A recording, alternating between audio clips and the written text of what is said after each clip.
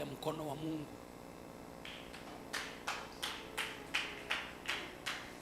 Habari ya mkono wa Mungu.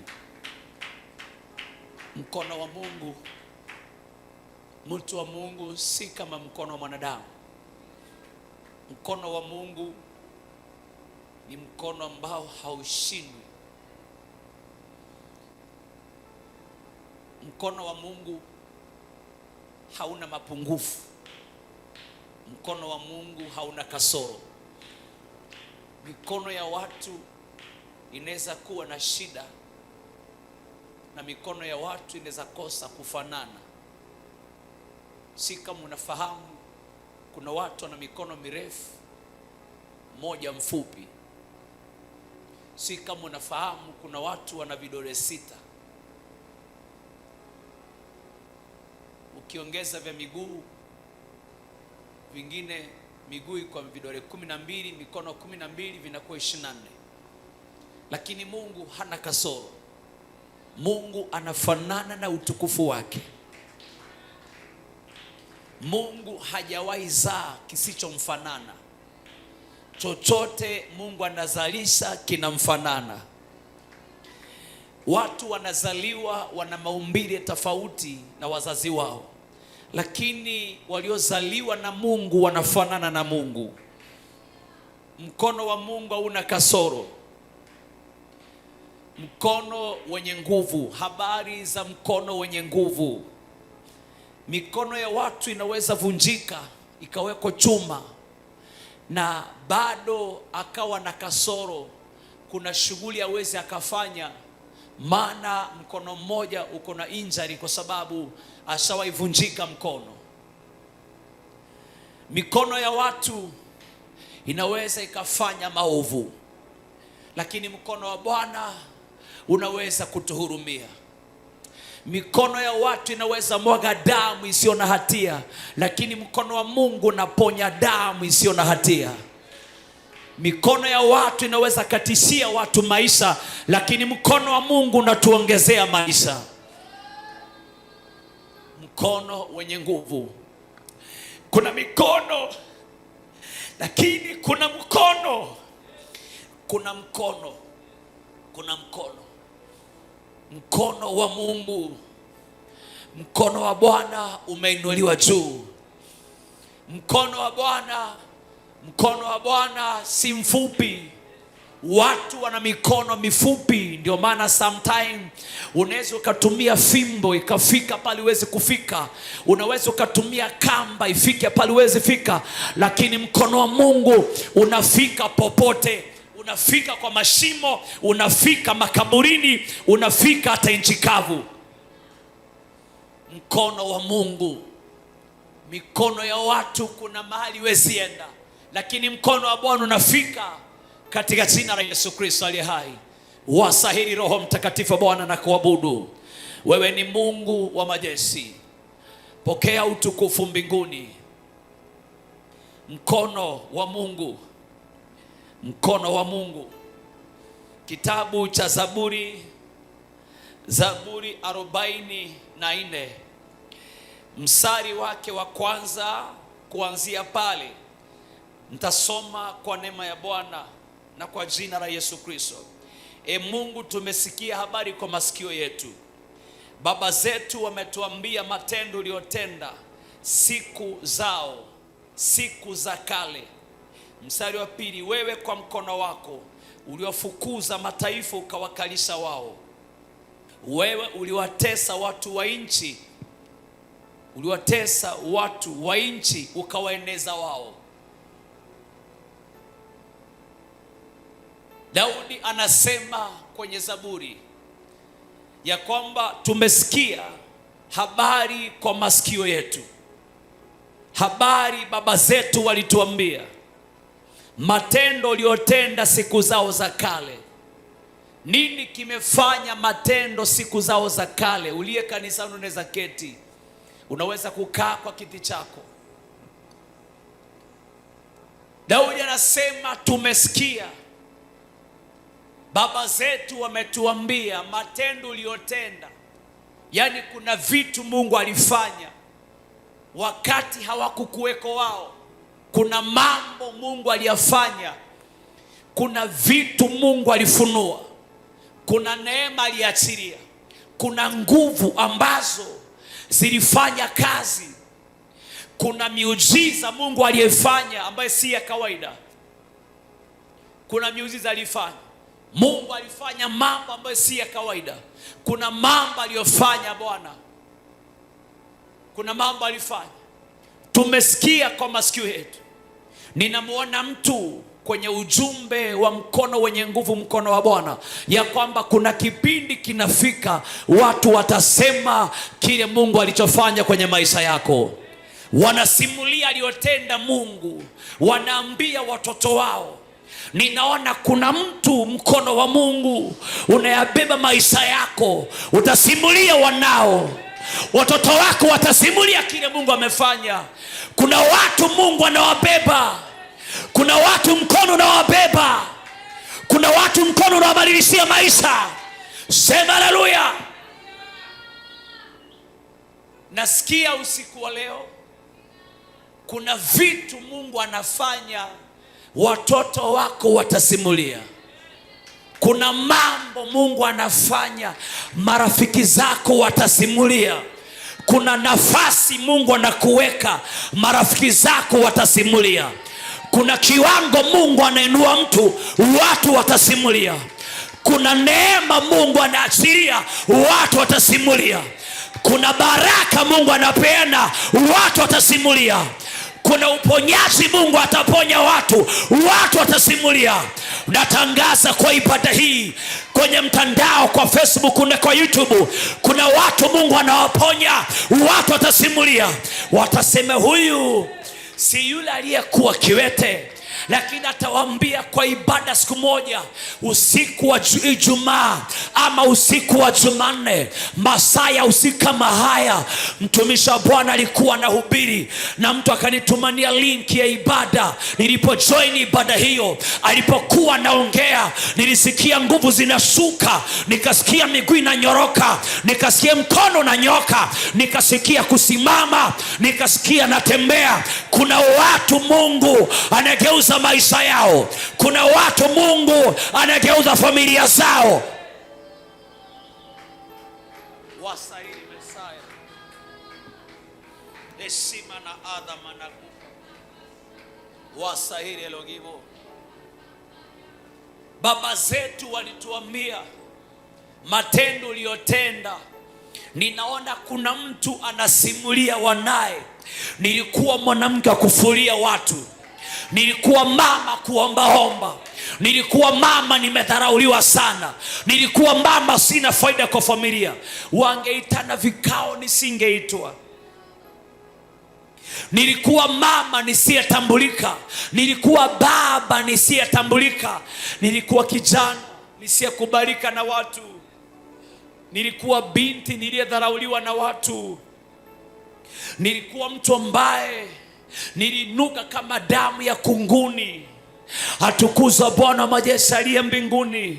Kuna simulizi Mungu analeta kwa mtu, kuna simulizi Mungu anaachilia. Watu wanaosimulia ni watu ambao mkono wa Bwana umefanya kazi katika maisha yao. Hebu naomba usiku wa leo, iwe ni wewe Mungu anakutafuta, iwe ni wewe nimetumwa kwa ajili yako, ni Mungu amenituma nikuletea habari njema ya kwamba kwa mkono wa Bwana kuna watu utawasimulia, kuna watu utawasimulia, kuna watu utawasimulia. Watakuomba wasimulie, usiwanyime kile Mungu ametenda, utawaambia kile ametenda. Si mwanadamu ametenda, ni mkono wa Bwana umetenda. Natangaza kwa mkono wa Bwana historia yako itabadilika. Natangaza kwa mkono wa Bwana maisha yako yatabadilika. Natangaza kwa mkono wa Bwana maisha yako yatabarikiwa. Natangaza kwa mkono wa Bwana ndoa yako itapona, biashara yako itapona. Natangaza kwa mkono wa Bwana waliokudharau watakuheshimu.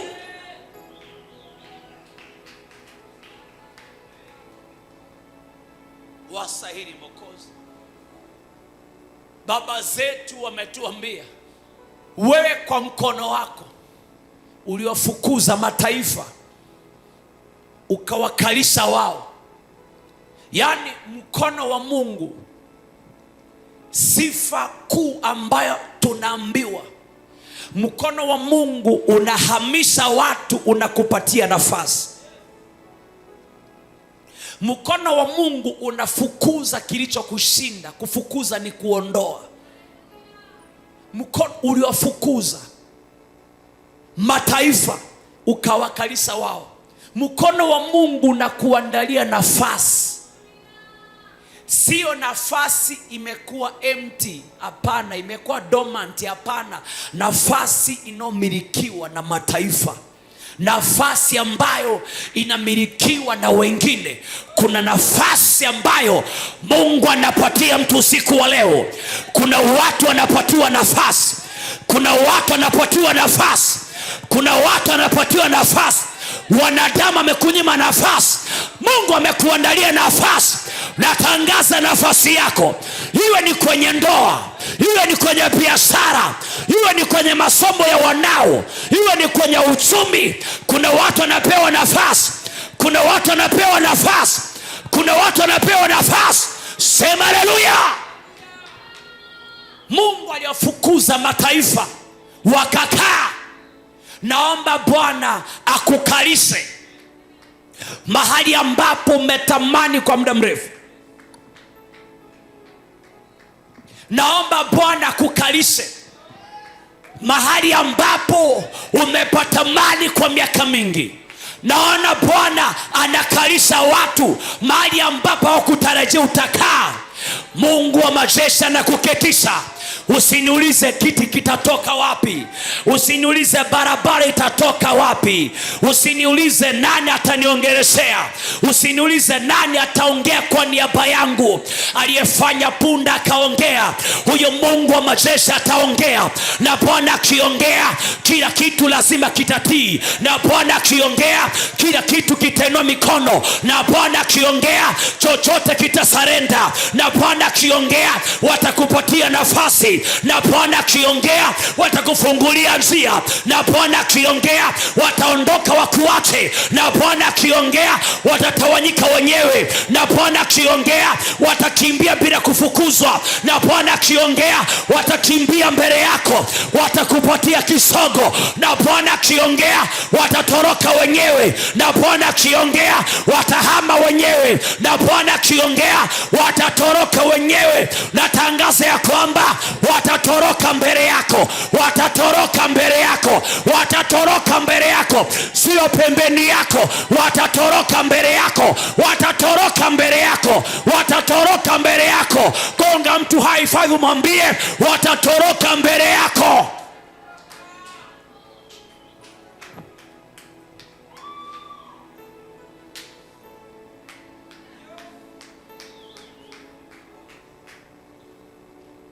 Watatoroka kwa mkono wake aliofukuza mataifa. Mataifa ni wakina nani? Ni wale wanasema unajifanya umeokoka. Wale wanasema unaringa sana. Wanasema unajifanya. Wanasema tutaona mahali hataenda. Wanakupigia kifua. Wanakuambia tangu umeomba hatujaona chochote. Wanakuambia tangu umeokoka mbona hujatushinda. Wanakuambia tangu umeokoka mbona afadhali sisi ambao tuendi kanisani. Wanakuambia tangu unachelewa kanisani hatujaona mabadiliko. Nimetumwa nilete taarifa. Nimeleta taarifa. Nimeleta taarifa. Wanaondoka mbele yako. Nimeleta taarifa. Nimeleta taarifa. Wanatoweka mbele yako. Nimeleta taarifa. Wanatawanyika. Nimeleta taarifa. Baba anawatawanya. Jehova anawatawanya. Mungu anawatawanya. Mungu anawatawanya. Mungu anawatawanya. Mungu anawatawanya. Ni wale waliosema anajifanya anafunga. Umekonda, lakini afadhali tusioomba.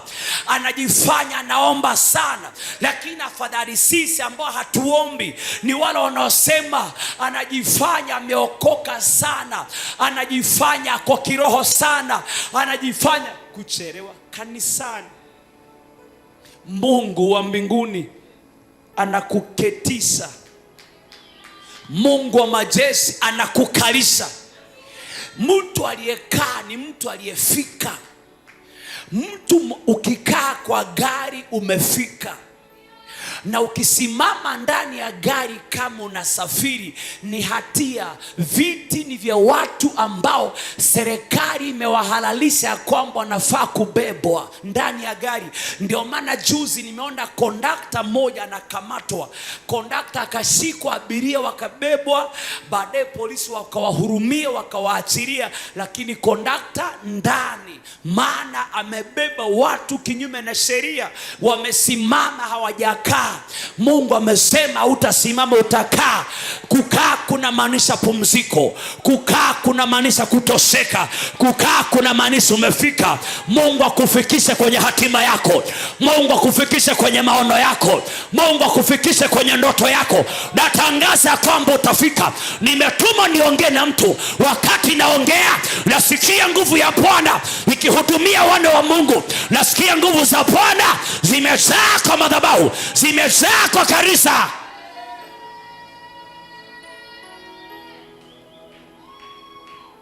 Mtu kondakta akasikwa. Mimi natangaza hautakuwa excess kwa baraka za mbinguni. Hautakuwa excess, utakuwa capacity ambayo imekubalika. Ndani ya capacity iliyokubalika, capacity iliyokubalika, capacity iliyokubalika, spiritual capacity yako iwe ni ya kutosha kwa jina la Bwana. Natangaza ya kwamba ni Mungu anafanya. Mkono wa Bwana si mkono wa watu. Wanasema ujui kuongea, wanasema ujui kuvaa, wanasema una sura, wanasema una maana. Wapatie nafasi, wakupatie nafasi. Mungu anakuketisha mahali wa kutarajia. Mungu anakuweka pale wa kutaka.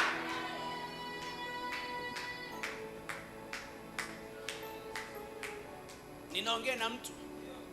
Naomba ibada hizi za every Friday na Tuesday zibadilishe maisha ya watu. Wakati naongea ukiwa nyumbani, una mtoto hajawahi tembea, natangaza mwana wanatembea. Una mtoto hajawahi ongea, natangaza mtoto anaongea. Una mume hajawahi okoka, natabiri mwaka 2026 mumeo anaokoka, mke wako anaokoka, brother yako anaokoka, dada yako anaokoka, shemeji yako anaokoka, mama mko anaokoka, baba mko anaokoka, kazini yako anaokoka, mchumba wako anaokoka katika jina la Yesu.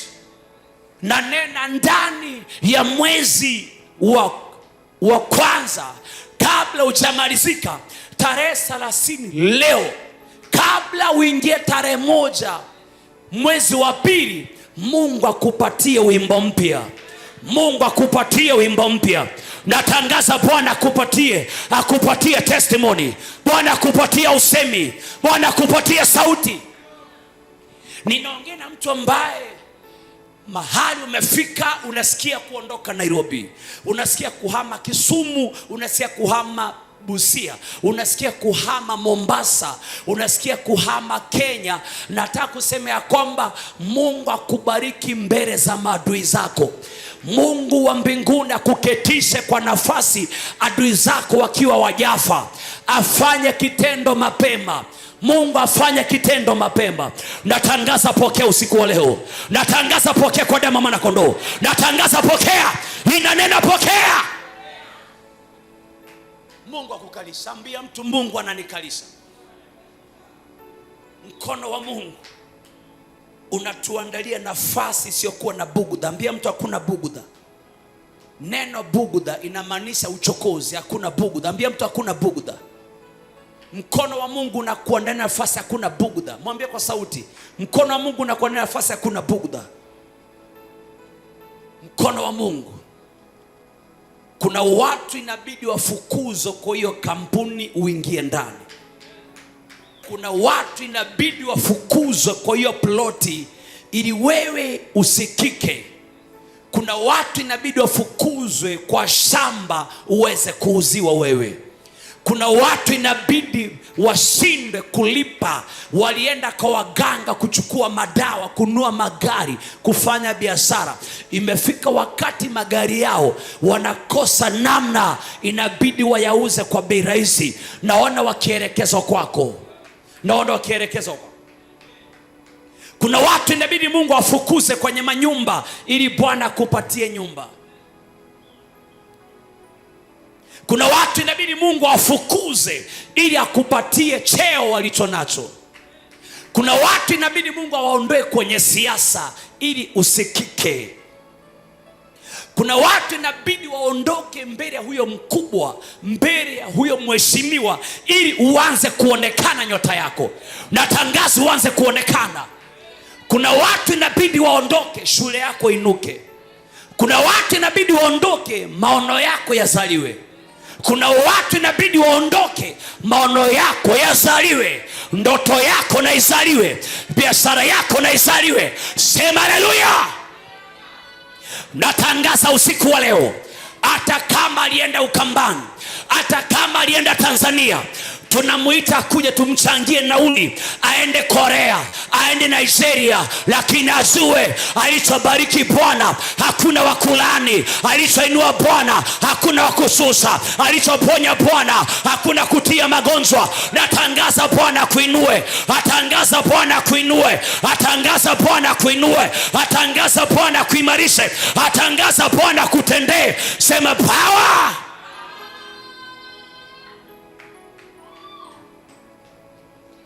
Namba 2, mkono wa Mungu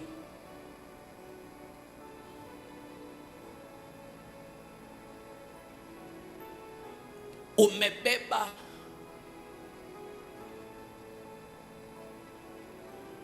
mateso kwa mtu aliye kinyume na mwenye haki, lakini kwa mwenye haki umebeba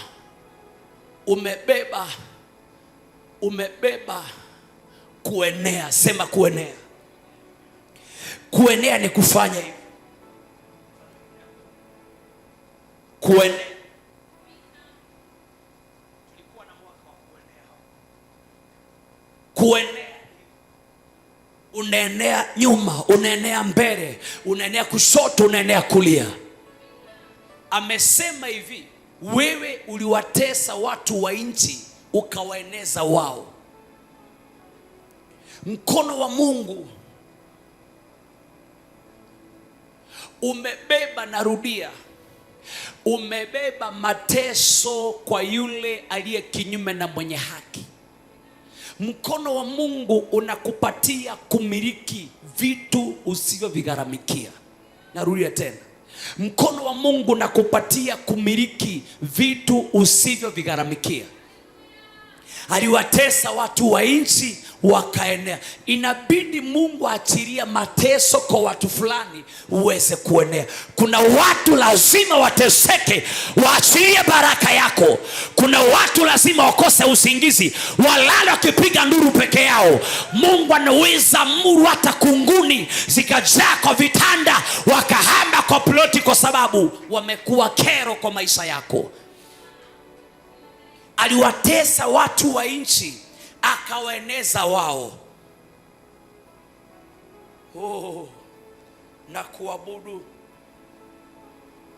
Elogibo Shalom. Elogibo Shalom. Kitabu cha Kumbukumbu la Torati mlango wa 7 mstari wake wa kwanza, na wenye kuandika Joshua 10:42. Kumbukumbu la Torati 7, Kumbukumbu la Torati 7, Deuteronomy 7, chapter 7 verse 1. Kumbukumbu la Torati 7 inasema hivi, Bwana Mungu wako. Okay. Inasema Bwana Mungu wako atakupatia, atakapokutia katika nchi uendeayo kuimiliki, atakapowang'oa mataifa mengi watoke mbele yako, Muhiti,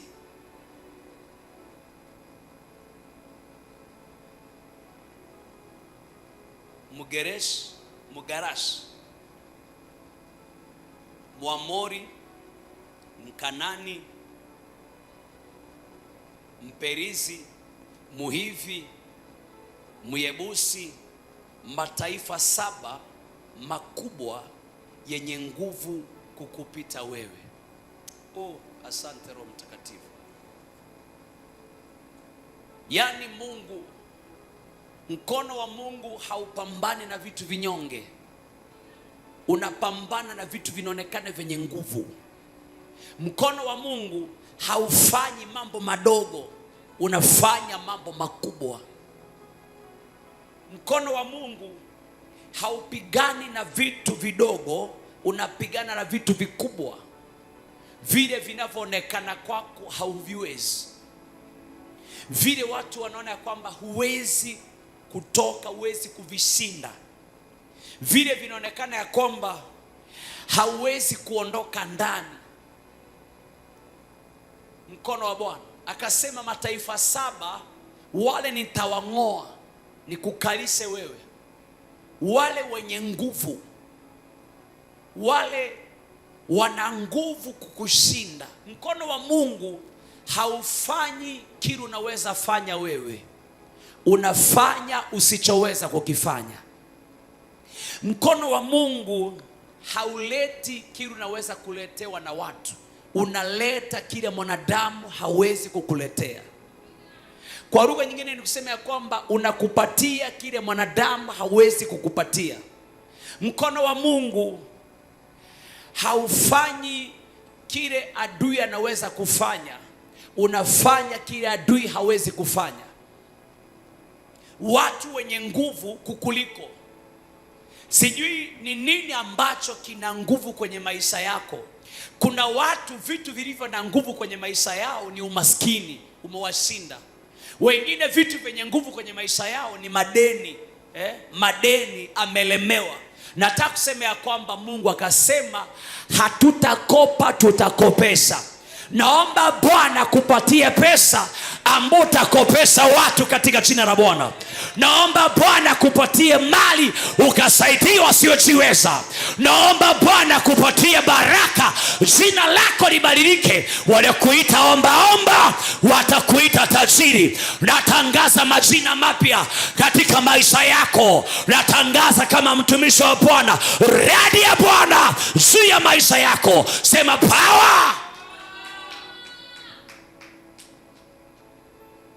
Akasema atang'oa mataifa 7. Yesu akasema hivi, kila pando asilolipanda baba yangu lazima litang'olewa. Sijui mtu wa Mungu wamepanda nini kwenye maisha yako. Kuna watu ni wazuri sana, wanaupakwa kuchafulia wengine majina.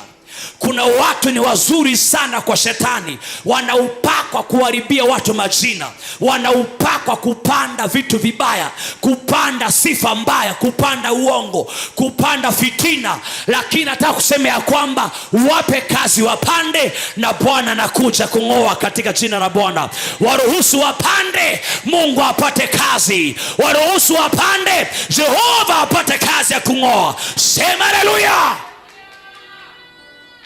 Anasema mwenyewe ya kwamba kila pando asilolipanda baba lazima litang'olewa. Lazima litang'olewa. Kila pando lazima ling'olewe. Kwa hivyo wanaopanda wasikusumbue. Kama kuna kitu unahitaji kusumbuliwa nacho, ni ushirika wako na Mungu. Tengeneza na Mungu, Mungu atatengeneza na watu. Wewe tengeneza na Mungu, Mungu atengeneze na watu. Tengeneza na Mungu, Mungu atengeneze mwenyewe. Wewe tengeneza na Mungu, Mungu anatengeneza na mashetani. Atashughulikia mashetani yao, atashughulikia mapepo yao, atashughulikia majini yao. Tengeneza na Mungu, tengeneza na Mungu. Hiyo kazi nyingine mwachie Bwana. Mwachie Mungu, mwachie Mungu. Tengeneza na Mungu, muachie wale ambao wanapanda mabaya, iwe ni kwa kazi yako, iwe ni kwa biashara, mahali popote wanapanda, Jehova atang'oa, Mungu atang'oa kwa damu ya mwana kondoo. Natangaza Bwana atang'oa. Aliyepanda magonjwa atang'oa, aliyepanda umaskini atang'oa, aliyepanda madeni atang'oa, aliyepanda fitina atang'oa, aliyepanda masengenyo atang'oa, aliyepanda maumivu kwa mwili wako Bwana atang'oa. Natangaza Bwana atang'oa. Ninaitisha malaika wa Bwana na majembe usiku wa leo. Malaika wa Bwana waje na majembe. Mahali panahitaji shoka, waje na shoka. Maana amesema kwenye kitabu cha Luka, amesema shoka limekwisha kuweko tayari chini ya shina la mti. Akasema hivi, kila mti usiozaa matunda lazima utakatwa. Karibu Pastor na Miss Pastor Kipto. Karibuni. Mungu naomba ibada ya leo, hata kama nitakosa watu 10, nisikose mtu mmoja ambaye amechoka, amekutana watu wenye misuli, waganga wenye misuli, mapepo wenye misuli. Mtu amechoka na madeni, amechoka na kila napitia. Mungu anataka kumpe kazi, Mungu anataka kumpe kazi. Natangaza mkono wenye nguvu utakutetea. Waambie mtetezi wangu yu hai. Ayubu akajua, akasema ya kwamba ngozi yangu ijapoharibika. Ayubu akasema ngozi yangu ijapoharibika, najua hatimaye mtetezi wangu atasimama juu ya nchi, nami nitatoka kama dhahabu. Natangaza kwenye jaribu lako utoke kama dhahabu, kwenye kilio ambacho umekuwa nacho utoke kama dhahabu. Kuna watu wamelia mwaka jana, natangaza mwaka huu toka kama dhahabu. Umekaa chini kwa muda mrefu, kuna majira ya kuinuka kwako. Umekaa chini kwa muda, unatoka kama dhahabu. Dhahabu haitafutaji watu utafuta dhahabu. Dhahabu haitafuti kuuzwa, watu wanatafuta kuiuza, maana ni ya thamani. Wanadamu ndio utafuta dhahabu. Mungu akufanya dhahabu. Huduma yako iwe dhahabu, ndoa yako iwe dhahabu, huduma yangu iwe dhahabu. Natangaza watu wakutafute, watu wakutafute, watu watafute biashara yako, watafute mahali unauzia, watafute bidhaa unauza, watafute. Natangaza mtoto wako vile ataperform shuleni, wanahabari wakamtafute. Natangaza mwanao atafutwa na walimu, atafutwa na waandishi wa habari. Natangaza ya kwamba karia ambaye Mungu amekupatia, watu wakutafute. Kipao ulicho nacho, watu wakutafute. Natangaza utafutwa na watu, natangaza utafutwa na watu, natangaza utafutwa na watu. Ujuzi ulionao, watu wakutafute. Bidii ulionayo, watu wakutafute. Heshima ulionayo, watu wakutafute. Moyo ulionao, watu wakutafute. Akasema katika Luka 3:9, akasema na sasa hivi shoka limekwisha kuwekwa kwenye shina la mti. Basi kila mti usiozaa matunda mazuri hukatwa na kutupwa motoni. Naomba mbingu itumane mashoka.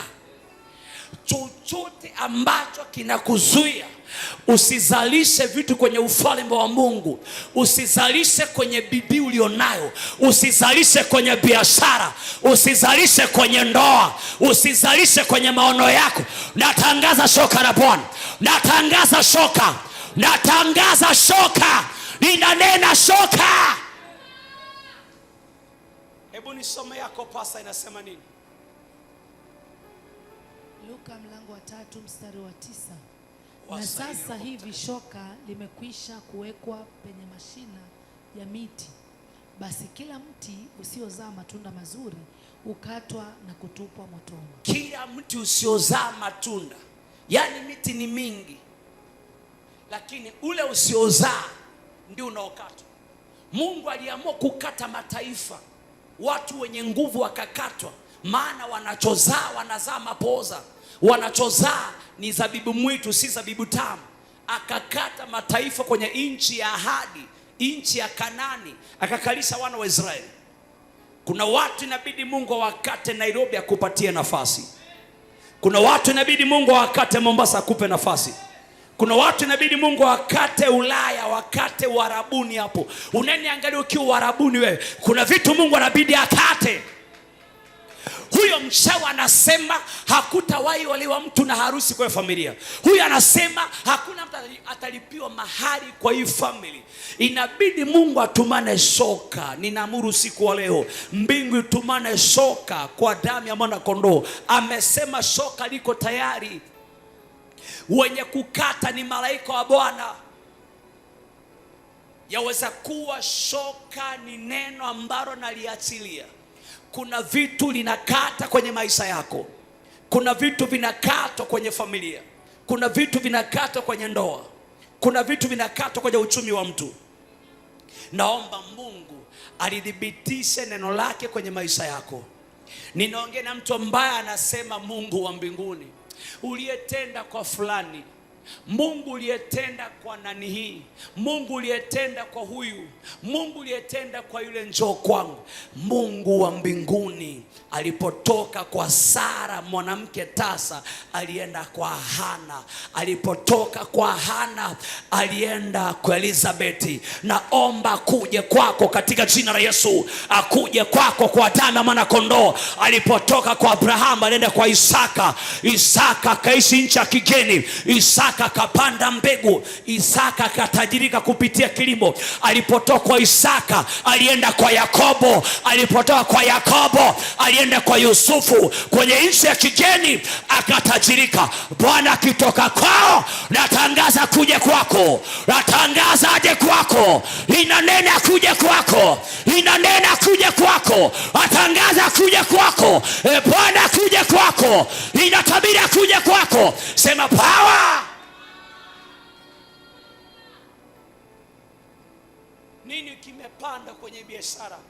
Nini kimepanda kwenye maisha yako? Kila mtu ako na pando lake. Watu wa Mungu, kuna watu anatupandia vitu tusivyojua. Yesu akasema mkulima alipanda mbegu akaenda kulala. Aliporudi asubuhi akapata adui amepanda magugu usiku. Watu akasema, Bwana, tazama tulipanda ngano, magugu yamemea. Akasema, yang'olewa magugu. Akasema, mking'oa mtaharibu ngano. Akasema, yaacheni, Bwana wa mavuno atakuja kuvuna mwenyewe. Ngano ataweka kando, magugu ataweka kando. Natanga separation na kila roho ambayo inakuvuta nyuma. Watu wametumwa na shetani kuvuta maisha yako nyuma. Natangaza usiku wa leo, Mungu akuseparate na wao. Wanakuvuta nyuma kihuduma, wanakuvuta nyuma kibiashara. Watu wamekamata anga yako, watu wamekamata uchumi wako. Natangaza Bwana, ikiwa ni kwa kazi mahali umeandikwa, ikiwa ni kwa biashara wanakuendea kwa waganga, Mungu atenge biashara yako na zao. Mungu atenge wateja wako na wao. Mungu atenge biashara yako na zao. Natangaza Bwana atenganishe. Bwana akatenganishe. Natangaza Bwana atenganishe. Mungu atenganishe. Mungu atenganishe. Sema haleluya. Mungu atenganishe. Akasema Bwana mavuno akija atavuna, ngano ataweka kando, magugu ataweka kando. Naomba Bwana wa mavuno atumane mavuno, ikiwa ni mwaka wa mavuno. Huu ni mwaka wa mavuno.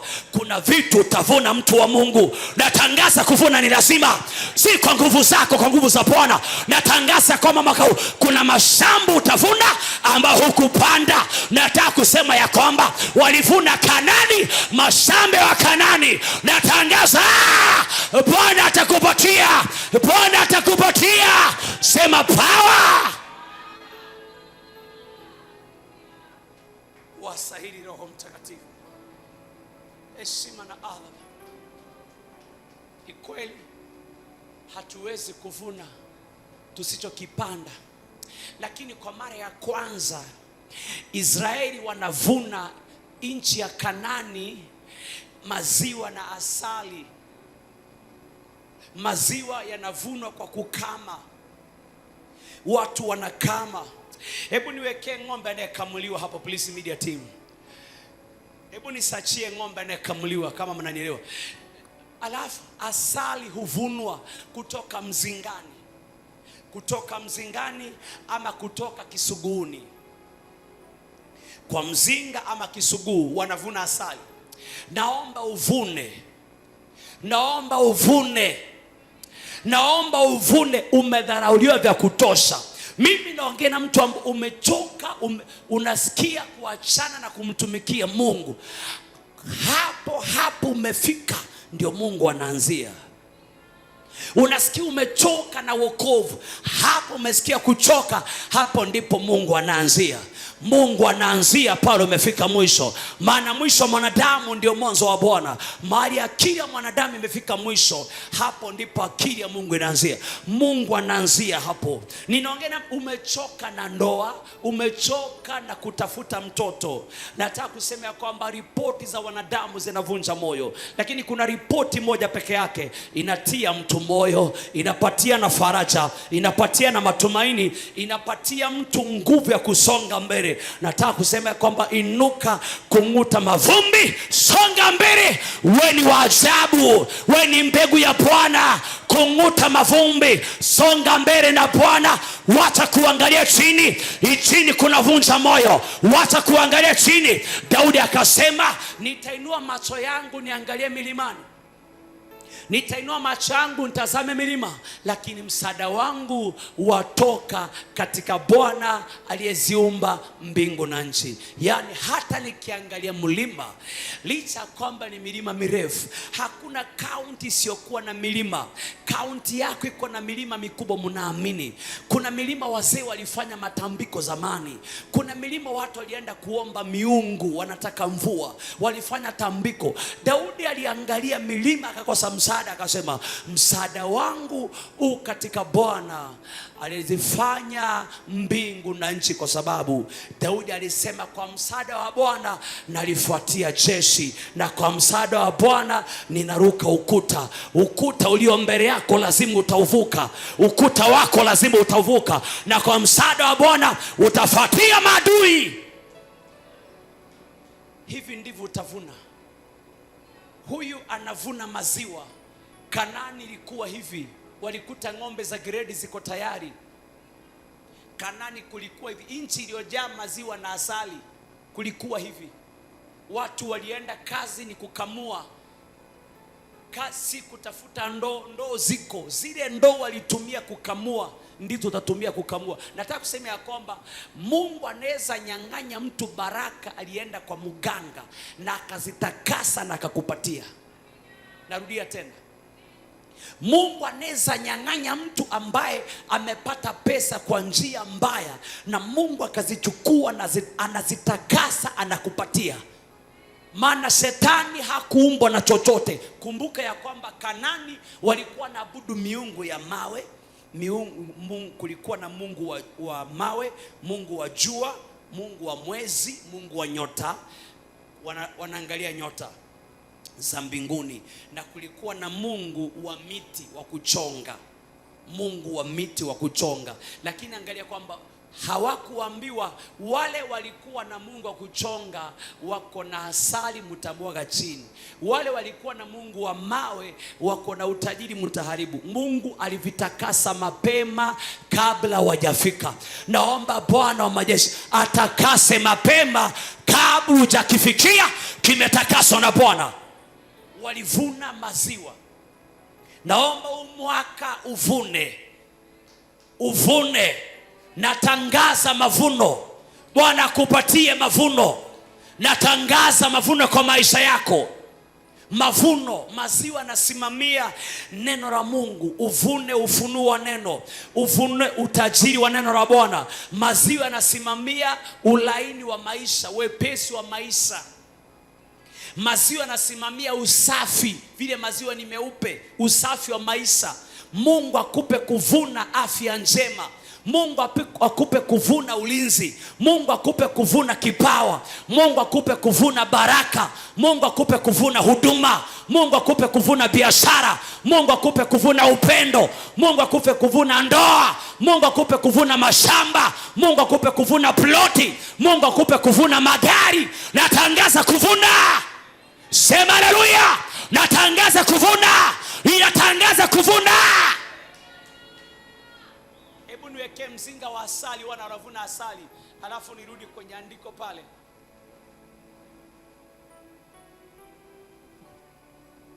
Wasahili Adonai, heshima na adhama nakupa. Mkono wa Mungu wenye nguvu utakupatia kuvuna. Wasahili Adonai, asali inovunwa kwa mzinga. Andika tu uvunaji wa asali. Hivyo uvunaji wa asali itakuja tu, uvunaji wa asali. Hebu tusomee pastor, wakati wananipatia picha ya wavunaji wa asali. Hebu tusomee pastor hiyo Kumbukumbu la Torati, nafikiri uko na Biblia yako. Tusomee huo mlango wa 7 tumali tulikuwa, mstari wake ule wa 2. Kumbukumbu la Torati mlango wa 7 mstari wa 2. Wakati Bwana Mungu wako atakapowatoa mbele yako, nawe utawapiga, wakati huo ndipo uwaondoe kabisa. Usifanye agano nao wala kuwahurumia wala usioane nao. Mkono wa Mungu utakuwezesha kupigana na adui. Utakupa nguvu ya kumpiga adui. Mkono wa Mungu utakupa nguvu ya kupiga adui. Utakupa nguvu ya kushinda adui. Maana amesema utawapiga. Mungu amesema atawaondoa. Maana Daudi alisema kwenye Zaburi 48 mstari wa 2, anasema kwa mkono wako uliwafukuza mataifa ukawakalisha wao. Akasema sehemu ya B, uliwatesa watu wa nchi ukawaeneza wao. Mungu alitumia wana wa Israeli kuwapiga, alitumia wana wa Israeli kuwaondoa, alitumia wana wa Israeli kuwatesa. Yaani Mungu aliwatesa mataifa kutumia Mwisraeli. Kwa maombi yako kuna mtu hata lala. Hivyo ndivyo Mungu atawatesa. Unaomba ukiwa Nairobi, lakini ushago pale umezaliwa, kuna mchawi hata lala, anasikia ni kama mabati yanang'olewa. Kuna nyoka haitatulia, itabidi tamgeuka mwenyewe. Unaomba ukiwa Uarabuni, kuna mchawi kwa Ukambani anasema ukipata pesa ukiwa Arabuni usifanye maendeleo. Mungu anaisikizia sauti yako, anaisikizisha sauti yako, inakuwa kama kishindo cha wenye ukoma. Akasema utawapiga, utaondoa, usione huruma. Mungu wa mbinguni aianointi mikono yako leo, ya kwamba chochote ambacho utagusa kimebarikiwa. Chochote utaongea kimebarikiwa. Chochote utafanya kimebarikiwa. Chochote utatenda kimebarikiwa. Akasema utawatesa, utawapiga. Kumbe kuna watu lazima wapigwe uweze kuvuna asali yako. Huyu mtu anavuna asali, ingawaje hii picha yetu haionyeshi vizuri, haionyeshi clear vile nilikuwa nataka. Haionyeshi clear. Maana hiyo ikai kama sega la asali. Inatakana ilete inaonyesha sega la asali kabisa. Sega linaonekana vizuri, sega hilo linaonekana vizuri kabisa, sega la asali. Amevaa gloves, amevaa vazi lingine la kuzuia nyuki wasimuume. Anavuna asali. Mungu akuvishe mavazi rasmi ya uvunaji wa baraka zako. Mungu akuvishe gloves za kiroho, akuvishe gloves za mavuno. Mungu avishe mikono yako, nyuki wa kichawi hawatauma mikono yako. Kitu kama hiyo inaonyesha sega la asali pamoja na nyuki namna hiyo. Wana nyuki vile wametanda, mvunaji yako pale. upinzani wa 2025 hautakuweza katika jina la Bwana. Kiwango cha wingi wa maadui hakitakuzuia kuvuna baraka yako. Kiwingi wa maneno yao, wingi wa maombi mabaya wanakuombea, hayatazuia mkono wa Bwana usivune baraka zako. Sema haleluya. Hii anavuna asali na nyuki wamejaa. Hajalishi wanakusurround usiku na mchana, hajalishi wanakufuata namna gani, lakini angalia, anavuna asali, nyuki zikiwa juu ya asali. Naomba utavuna baraka yako wakiwa wanaona kwa macho yao. Mungu asikubariki kama adui zako wamekufa wote, akubariki wengine wakiwa hai. Wainame waseme, huyo ndiye Mungu wa kweli. Mungu akufanyie jambo, wale kuchafulia jina wakiwa hawajafa, wakiwa wako hai, wainame mbele zako aseme, huyo ndiye Mungu tuliyemtaka. Hawa nyuki wanasimamia wingi wa maneno yale wataongea wakati majira yako ya kuvuna yamefika. Hawa nyuki wanasimamia kuvunja moyo. Ajalishi umevunja moyo mara ngapi, hao nyuki wanasimamia wingi wa maadui wasiokutakia mema, wasikusumbue. Kile unahitaji ni mavazi ya uvunaji. Mungu akupe vazi la uvunaji. Mungu akupe vazi la uvunaji. Natangaza mwaka huu nitavuna wana wa kiroho. Nawaita wanangu wa kiroho, nawaita viongozi, nawaita watendakazi, nawaita waimbaji, naita wahuduma kanisani, naita jeshi la media team wanaongezeka. Tunaita watendakazi, tunaita wacheza vyombo vile hatutumii, tunaita usiku wa leo. Hata kamera 2 tunaita usiku wa leo, kamera 3 tunaita usiku wa leo, kamera 4 tunaita usiku wa leo, kamera 5 tunaita usiku wa leo, kamera 6 tunaita usiku wa leo, kamera 7 tunaita usiku wa leo. Tunaita vyombo, tunaita magari, basi ya kwanza, basi ya pili, basi ya tatu, basi ya 4, basi ya 5, basi ya 6, basi ya 7, basi ya 8. Tunavuna. Natangaza ya kwamba inawezekana ya kwamba isitoshe yote 12 mwaka huu, lakini tunazivuna mwaka huu. Hata kama zitaanza kuja moja moja, tunaanza. Hata kama tutaanza na pickup, I don't care. Hata kama tutaanza na pickup, hiyo pickup tumeanza nayo. Tunavuna mabasi, tunavuna chopa, tunavuna ndege, tunavuna chopa, tunavuna studio ya ministry. Tunatangaza ya kwamba tutakuwa na rumu ya mazoezi. Tutakuwa na rumu ya mazoezi yenye vyombo vyote. Watu wanafanya zoezi wakiwa pale, iko na soundproof. Tunaiumba sahi. Tunaomba usiku wa leo, nataka watu 5 wenye imani kama yangu, wanaochukua studio ya church, studio ya kurekodi, studio ya mazoezi peke yake. Natangaza leo kuna sound engineering ambao Mungu anawainua. Hawajasomea, lakini Bwana anawainua, anafungua akili zao, wanasoma kupitia mtandao, wanasoma online. Tunatangaza ya kwamba Roho wa Bwana atakuwa mwalimu wao. Tunavuna studio, Troliki studio, tunavuna kantini ya church, tunavuna rumu za wageni, tunavuna nyumba za wageni. Natangaza ya kwamba tunavuna asali kwa damu ya mwana kondoo, tunavuna mishahara ya wafanyakazi. Natangaza ya kwamba kuna majira yanakuja, watu watafanya interview wakitaka kazi. Inatangaza ya kwamba watu watafanya interview ya udereva, kuendesha mabasi ya church, interview ya upishi, interview ya uimbaji kwa damu ya mwana kondoo.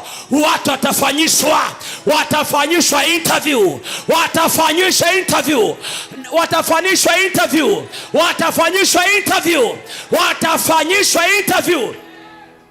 na praise and worship department watafanyishwa interview na praise and worship department. Natangaza usiku wa leo, tunavuna shamba la kanisa, tunavuna kwa damu ya mwana kondoo, tunavuna materials ya kujenga kanisa la Bwana, tunavuna wana wa kiroho, tunavuna intercessor, tunavuna waombezi, tunavuna watendakazi, tunavuna branches. Kuna wachungaji Bwana anainua, kuna wachungaji tayari wameinuliwa. Mungu awapatie makanisa wakati utakapofika. Kwa mapenzi ya Bwana tunatangaza ya kwamba huduma hii itakuwa tasa, itazaa wana, haitakuwa tasa, itazaa wana. Tunavuna viongozi, tunavuna watendakazi, tunavuna wanabiashara, tunavuna viongozi wa nchi, tunavuna makurusedi, tunavuna marevival, tunavuna mikesha kwa damu ya mwana kondoo. Sema power.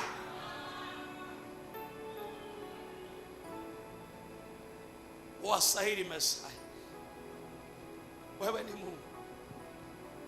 Ninavuna supermarket za wanangu wa kiroho, ninavuna hardware kubwa kubwa, ninavuna wholesale kubwa kubwa za wanangu wa kiroho, ninavuna showroom za magari, showroom za motorbike, navuna maduka spare parts za magari, spare parts za pikipiki.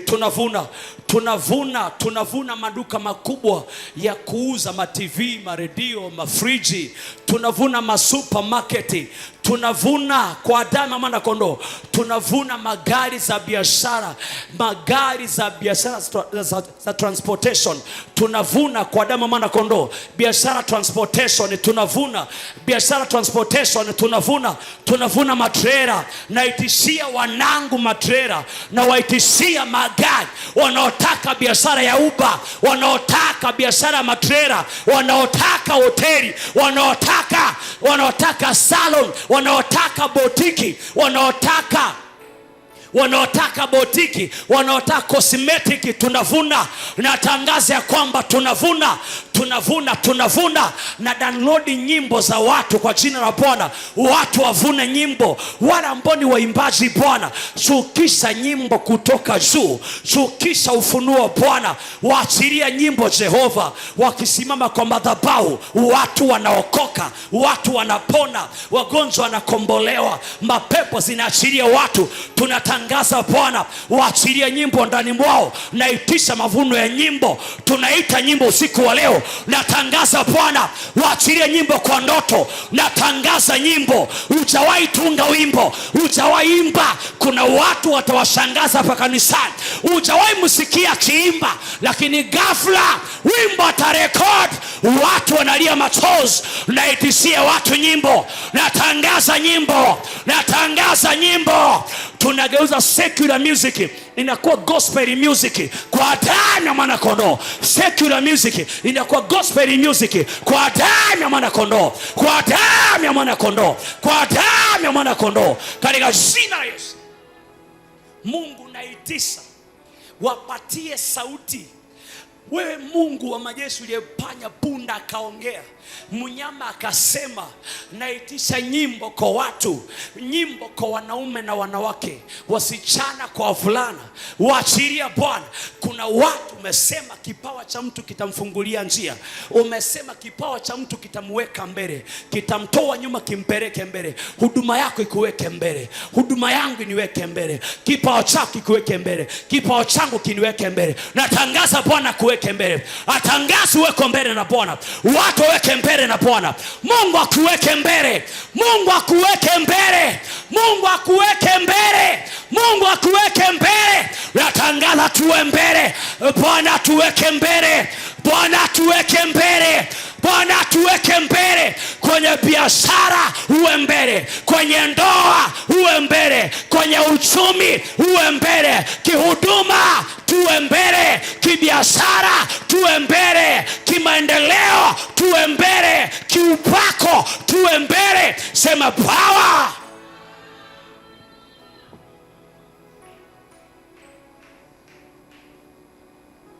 Zawadi ya mtu humpatia nafasi. Version inasema zawadi, lakini kuna unasema kipawa cha mtu. Kipawa humleta mbele ya wakuu. Roho Mtakatifu, Bwana akupe usiku wa leo. Naomba hii kesha isiwe kesha ya kawaida. Bwana amesema mkono wake ukiweka adui zako kwa mikono yako usiwaone huruma. Mungu amesema usiwaone huruma. Unafanya mambo ambayo mwanadamu hawezi kufanya. Unatoa faraja ambayo mwanadamu hawezi kutoa. Haufananishwi na kitu kingine. Haufananishwi. Haufananishwi na kitu kingine. Unatoa rehema ambazo mwanadamu hawezi kutoa. Unatoa huruma ambazo mwanadamu hawezi kutoa. Unatoa faraja ambayo mwanadamu hawezi kutoa. Haufananishwi na kitu kingine. Haufananishwi. Haufananishwi na kitu kingine. Haulinganishwi. Haulinganishwi na kitu kingine. Hautoshanishwi. Hautoshanishwi na kitu kingine. Haufananishwi. Haufananishwi na kitu kingine. Haulinganishwi. Haulinganishwi na kitu kingine. Haufananishwi. Haufananishwi na kitu kingine. Haulinganishwi. Haulinganishwi na kitu kingine. Haufananishwi. Haufananishwi na kitu kingine. Wasahili Bwana, mkono wako Yesu. Bwana, mkono wako, mkono wako, mkono wako.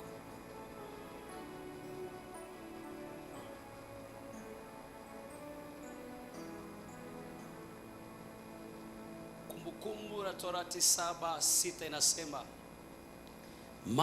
kwa maana wewe u taifa takatifu kwa Bwana Mungu wako.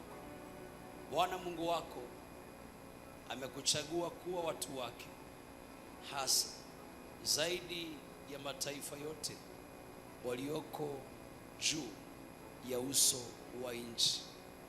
Mtu wa Mungu umechaguliwa na Mungu. Mkono wa Mungu umekuchagua. Mungu anaondoa mataifa kwa sababu umechaguliwa. Na mtu hawezi chagua asichokipenda. Mtu chagua akipendacho.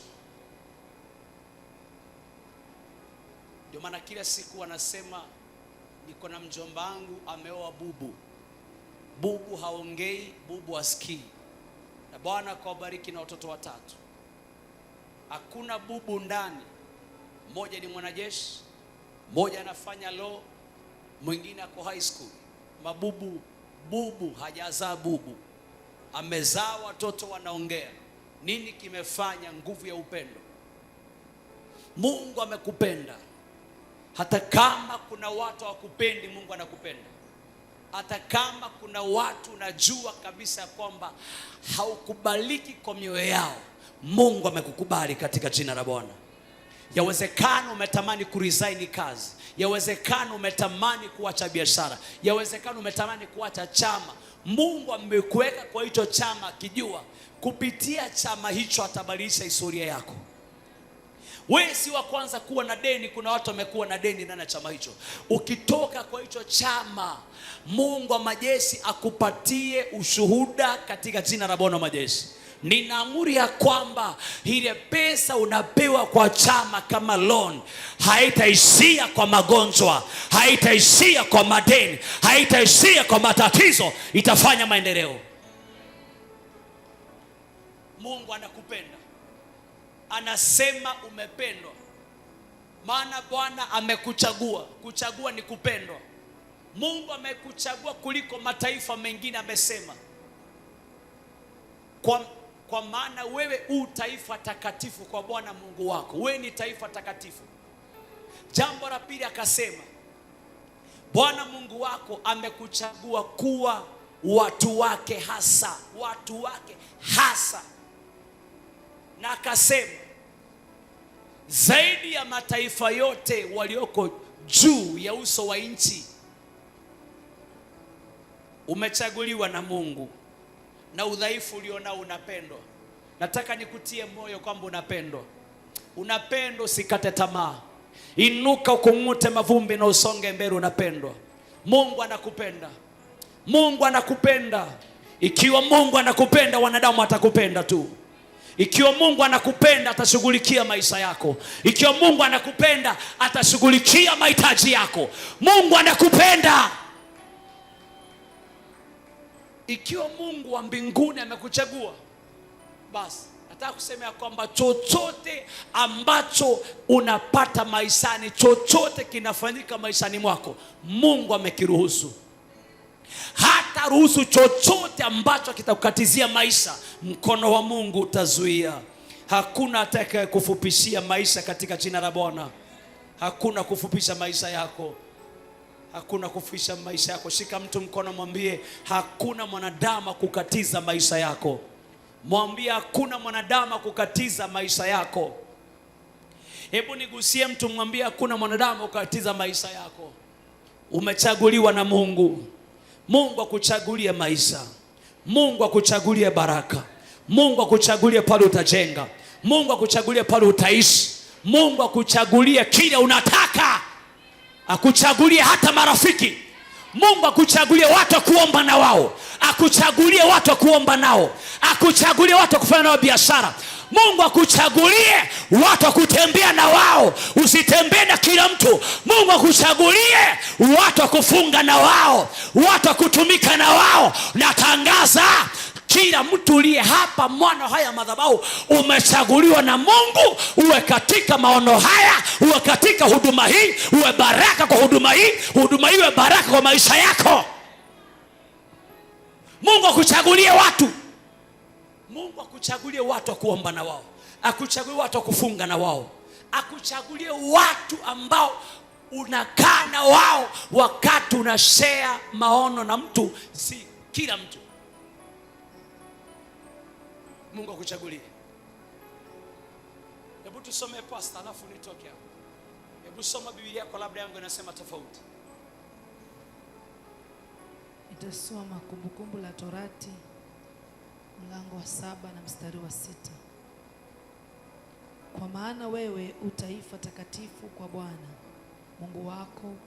Bwana Mungu wako amekuchagua kuwa watu wake hasa. Sikia mstari wa 7. Mataifa yote walioko juu ya uso wa nchi. Sikia mstari wa 7 unatafsiri kile nakwambia kwamba wewe unapendwa na Mungu.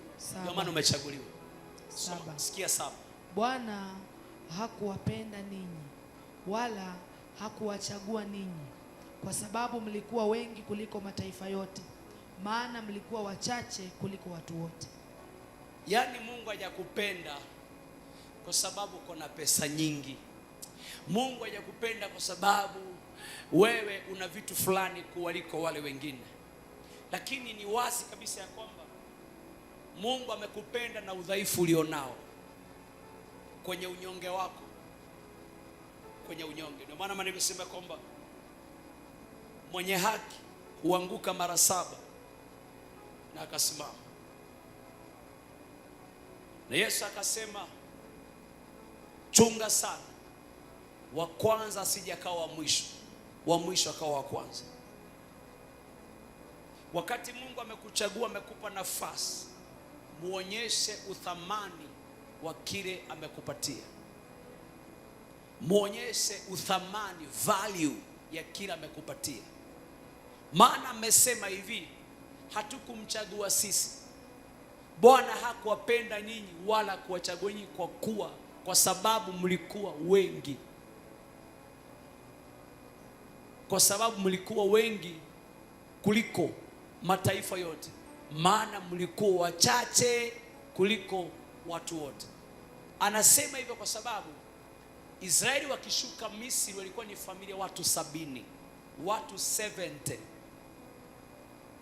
Ukimtoa Yusufu walikuwa 69. Lakini ukimweka Yusufu ndani ni watu 70. Yakobo ameingia Misri na watu 70, familia watu 70. Lakini watu 70 wakija kutoka Misri wanatoka mamilioni. Ibrahimu akichaguliwa na Mungu alikuwa peke yake na mke wake Sara. Kutoka Sara akaja Isaka, watu watatu. Kutoka Isaka akaja Yakobo, Esau na wake zao. Unaona hawajafika hata 10. Kutoka pale Yakobo amezaa watu 12 pamoja na Dina msichana, maana Yakobo alikuwa na mtoto msichana anaitwa Dina. Watoto 13, ijapo hataji kwenye Bible, lakini Yakobo alikuwa na watoto 13. Dina hatajwi, lakini alikuwa na msichana mmoja anaitwa Dina aliyefanywa raping. Simeoni na Lawi wakaua watu, wakakatakata watu na mapanga kwa sababu dada yao amerepiwa. Ndio unaona mpaka leo kesi ya raping siku zote si nzuri kotini, ni mbaya. Maana hata kwenye Bible watoto wa Yakobo waliua watu, wakaua ng'ombe, dada yao amerepiwa. Lakini asema ya kwamba alikuwa ni wachache mno kuliko mataifa yote, lakini Mungu amewafanya kuwa wengi leo. Hakuna taifa ambalo hakuna Israeli ndani. Mungu wa mbinguni akuongeze katika jina la Yesu. Mungu akupe kuongezeka. Hebu turudi pale Zaburi. Nataka tumabudu Bwana na hisi neema ya Mungu kuhudumia watu. Mkono wa Mungu wenye nguvu umepita mikono ya wanadamu. Zaburi pale tulikuwa 44 mstari wake ule wa pili pale nilikuwa nimeachia, nasema wewe kwa mkono wako uliofukuza mataifa ukawakalisha wao. Wewe uliwatesa watu wa nchi ukawaeneza wao. Mstari wa 3, maana si kwa upanga wao walivyomiliki nchi, wala si kwa mkono wao uliowaokoa, bali mkono wako wa kuume, naam mkono wako na nuru ya uso wako, kwa kuwa uliwarithia. Mungu, Mungu, wewe ndiwe mfalme wangu, uagize mambo ya wokovu kwa Yakobo. Kwa mstari wa 5, kwa nguvu zako tutawaangusha watesi wetu. Naomba leo uangushe kila adui kwenye maisha yako. Anasema si kwa mkono walivyomiliki nchi, maana nchi waliopewa ilikuwa na watu wenye nguvu za kivita. Akasema Daudi mwana wa Yese kwamba si kwa mkono wao. Naomba chochote Mungu atakupatia usije ukasema ni nguvu zako. We kuvuka mwaka 2025 si nguvu zako, ni mkono wa Bwana. Wakati unainuka jua ni mkono wa Mungu. Wakati unaendelea mbele jua ni mkono wa Mungu. Wakati unaona kibali kinaongezeka kwa maisha yako, jua ni mkono wa Mungu. Wakati unaona jamii yako inabadilika, jua ni mkono wa Mungu. Wakati unaona watoto wako wanasoma, jua ni mkono wa Mungu. Si kwa sababu ulikuwa na karo. Kuna mzazi alikuwa na karo, mtoto akafa. Kuna mzazi angelipa karo ya mwaka mzima, lakini mtoto hakumaliza shule, akafa, hayuko hai. Mwingine mtoto akachizika, mwingine mtoto akapotea, hakuwaipatikana. Lakini kwa mkono wa Bwana, mwanao ni mzima, mamaliza masomo. Mwanao ni mzima, brother yako ni mzima. Kwa mkono wa Bwana ulisoma kwa shida, ungefukuzwa karibu sijui mara 3 mara 4 kwa tamu, mara 5 kwa tamu, lakini bado kukaa nyumbani mara 5 hakukuzuia mkono wa Bwana usimaliza masomo yako. Ulikuwa mtoto yatima, haukuwa na baba, haukuwa na mama, Simama kwa mkono wa Bwana. Umeshinda hata walio na wazazi leo. Mkono wa Bwana umekubeba, mkono wa Bwana umekusaidia, mkono wa Bwana umekuwezesha. Natangaza usiku wa leo ya kwamba kwa mkono wa Bwana utaangusha adui zako, utaangusha matatizo, utaangusha laana, utaangusha wachawi. Sema haleluya. Akasema si kwa mkono wenu, ni kwa mkono wangu. Sema amina. Daudi akasema maana si kwa mkono wako, maana si kwa mkono wao, maana si kwa mkono wao, maana si kwa upanga wao. Mstari wa 3, maana si kwa upanga wao walivyomiliki nchi, wala mkono wao uliowaokoa, bali mkono wako wa kiume, naam mkono wako. Mungu akupe kumiliki. Bwana akupatie kumiliki. Sijui unataka kumiliki nini tunapoenda kumwabudu Bwana. Mkono wa Mungu unatupatia neema ya kumiliki vitu tungeweza kuvimiliki. Mkono wa Mungu unakupatia nafasi ya kumiliki maeneo ambayo hungeyaweza. Mkono wa Mungu unakupa nafasi ya kuitwa jina jipya, mbarikiwa, wale kuita maskini. Mkono wa Mungu unatupatia wokovu, maana amesema hawakuokolewa kwa mkono wao, bali kwa mkono wako wa kuume. Mkono wa Mungu unatupatia wokovu. Mtu wa Mungu umeokoka kwa sababu ya mkono wa Mungu ulionyoshwa. Ukiwa unaitwa mlevi, unaitwa jambazi, unaitwa malaya, unaitwa mjinga, mkono wa Bwana ukanyoshwa ukiwa chini. Hapo hakuna mtu aliyekuona wa thamani, lakini mkono ukakubeba, ukakutoa chini, mkono ukakuinua, ukakuketisha juu. Leo unaitwa mtu wa maana. Kuna watu wangeulizwa hata kile uko nacho hawangekubali ukapewa. Watu wangeulizwa, wanadamu, hata watu wa familia hawangekubali, wangekataa. Hata rafiki zako wangekataa, hata jirani wangekataa. Hata nataka kusema ya kwamba kuna watu mko kwa ndoa, wanadamu wangeambiwa wapige kura ndio olewe, wangekuangusha. Wangesema upige kura ndio oe, wangekuangusha. Lakini mkono wa kiume wa Mungu, mkono wenye nguvu, ukabeba wana wa Israeli. Mwimbaji akasema ni mkono wa Bwana umenibeba, mkono wa Bwana. Tumaini ya Kilimali akasema mkono wa Bwana umenibeba. Mwingine akasema nimeuona mimi mkono wa Bwana.